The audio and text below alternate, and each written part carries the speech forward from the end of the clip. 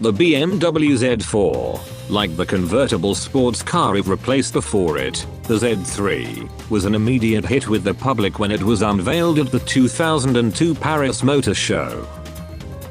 But while the previous car featured a free-revving but fairly anemic 4-cylinder for its base engine, BMW opted to install their new roadster with a peppy 2.5-liter inline-6. A larger, more powerful 3-liter inline-6 was also available. The exterior styling strongly reflected the unique style of Chris Bangle, the controversial chief designer.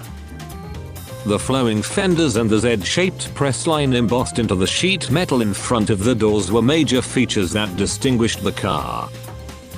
Because the chassis and body were an all-new development from the ground up, an optimum front-rear weight distribution, 53.497, was achieved.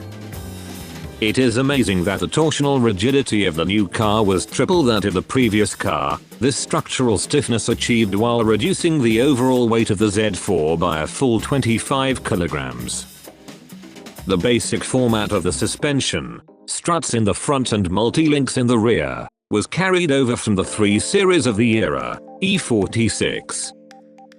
But every other aspect of the car was new and on the cutting edge of technology, including BMW's first electric power steering, DTC, a supplementary feature of the traction control, and EDC, which changed the steering feel and throttle relationship in sports mode and normal driving.